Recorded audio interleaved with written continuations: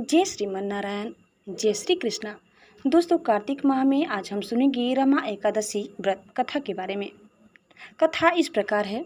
धर्मराज युधिष्ठिर कहने लगे कि हे भगवान, कार्तिक कृष्ण एकादशी का क्या नाम है, इसकी विधि क्या है, इसके करने से क्या फल मिलता है, सो आप विस्तार पूर्वक बताइए। भगवान श्री कृष्ण बोले कि कार्तिक कृष्ण पक्ष की एकादशी का नाम रमा है। यह बड़े बड़े पापों का नाश करने वाली है। इसका महात्म्य मैं तुमसे कहता हूँ, ध्यान पूर्वक सुनो। हे राजन, प्राचीन काल में मुचुकुंद नाम का एक राजा था। उसकी इंद्र के साथ मित्रता थी और साथ ही यम, कुबेर, वरुण और विभीषण भी उसके मित्र थे। यह राजा बड़ा धर्मात्मा, विष्णु भक्त और न्याय के साथ राज करता था। उस राजा की एक कन्या थी जिसका नाम चंद्रभागा था। उस कन्या का विवाह चंद्रसेन के पुत्र शोभन के साथ हुआ था। एक समय वह शोभन ससुराल आया। उन्हीं दिनों जल्दी ही पुण्यदायिनी एकादशी यानी रमा एकादशी भी आने वाली थी। जब व्रत का दिन समीप आ गया तो चंद्रभागा के मन में अत्यंत सोच उत्पन्न हुआ कि मेरे पति अत्यंत दुर्बल है और मेरे पिता की आज्ञा अति कठोर है। दसवीं को राजा ने ढोल बजवाकर सारे राज्य में यह घोषणा करवा दी कि एकादशी को भोजन नहीं करना चाहिए। ढोल की घोषणा सुनते ही शोभन को अत्यंत चिंता हुई और अपनी पत्नी से कहा कि हे प्रिय, अब क्या करना चाहिए? मैं किसी प्रकार भी भूख सहन नहीं कर सकूंगा। ऐसा उपाय बतलाओ कि जिससे मेरे प्राण बच सके, अन्यथा मेरे प्राण अवश्य चले जाएंगे। चंद्रभागा कहने लगी कि हे स्वामी, मेरे पिता के राज में एकादशी के दिन कोई भी भोजन नहीं करता। हाथी, घोड़ा, ऊंट, बिल्ली, गौ आदि भी तृण, अन्न, जल आदि ग्रहण नहीं कर सकते। फिर मनुष्य का तो कहना ही क्या है। यदि आप भोजन करना चाहते हैं तो किसी दूसरे स्थान पर चले जाइए, क्योंकि यदि आप यहीं रहना चाहते हैं तो आपको अवश्य व्रत करना पड़ेगा। ऐसा सुनकर शोभन कहने लगा कि हे प्रिय, मैं अवश्य व्रत करूंगा। जो भाग्य में होगा वह देखा जाएगा। धर्मराज युधिष्ठिर द्वारा कार्तिक कृष्ण एकादशी का नाम, इसकी विधि, उसका फल कैसे मिलता है, यह विस्तार पूर्वक बताइए। ऐसा पूछने पर भगवान श्री कृष्ण बोले कि कार्तिक कृष्ण पक्ष की एकादशी का नाम रमा है। यह बड़े बड़े पापों का नाश करने वाली है। इस प्रकार से विचार कर शोभन ने व्रत रख लिया और वह भूख व प्यास से अत्यंत पीड़ित होने लगा। जब सूर्य नारायण अस्त हो गए और रात्रि को जागरण का समय आया, जो वैष्णवों को अत्यंत हर्ष देने वाला था, परंतु शोभन के लिए अत्यंत दुखदायी हुआ। प्रातः काल होते शोभन के प्राण निकल गए। तब राजा को सुगंधित काष्ठ से उसका दाह संस्कार करवाया, परंतु चंद्रभागा ने अपने पिता की आज्ञा से अपने शरीर को दग्ध नहीं किया और शोभन की अंत्येष्टि क्रिया के बाद अपने पिता के घर में ही रहने लगी। रमा एकादशी के प्रभाव से शोभन को मंद्राचल पर्वत पर धन धान्य से युक्त तथा शत्रुओं से रहित एक सुंदर देवपुर प्राप्त हुआ। वह अत्यंत सुंदर रत्न और वैदूर्य मणि जटित स्वर्ण के खंभों पर निर्मित अनेक प्रकार की स्फटिक मणियों से सुशोभित भवन में बहुमूल्य वस्त्र आभूषण तथा छत्र व चंवर से विभूषित गंधर्व और अप्सराओं से युक्त सिंहासन पर आरूढ़ ऐसा शोभायमान होता था मानो दूसरा इंद्र विराजमान हो।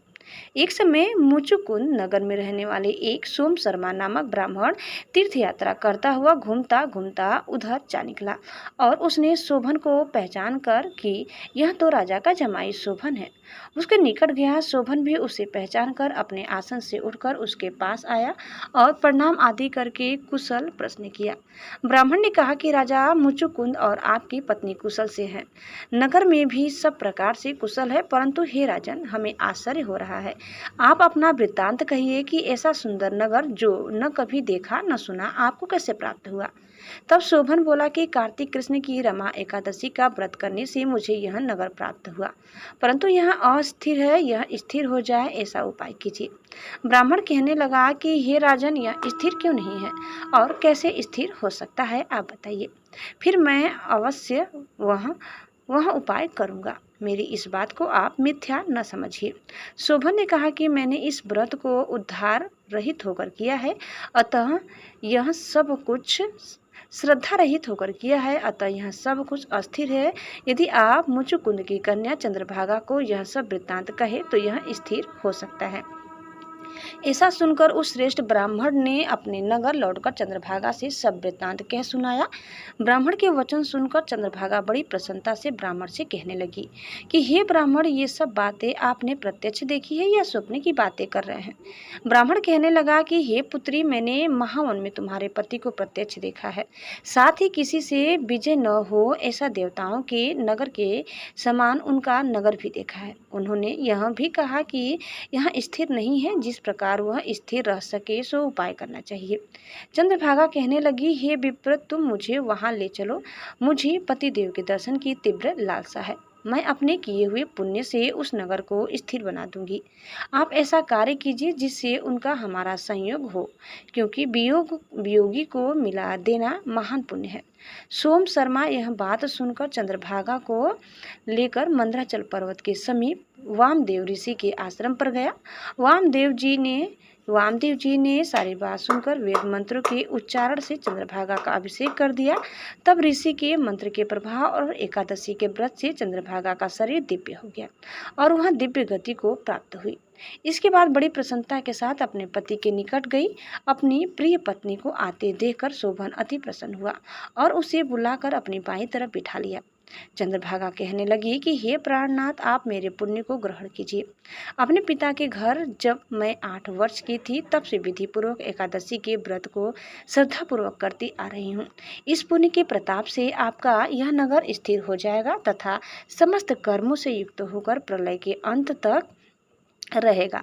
इस प्रकार चंद्रभागा ने दिव्य आभूषणों और वस्त्रों से सुसज्जित होकर अपने पति के साथ आनंद पूर्वक रहने लगी। हे राजन, यह मैंने रमा एकादशी का महात्म्य कहा है। जो मनुष्य इस व्रत को करते हैं उनके ब्रह्मा हत्यादि इत्यादि समस्त पाप नष्ट हो जाते हैं।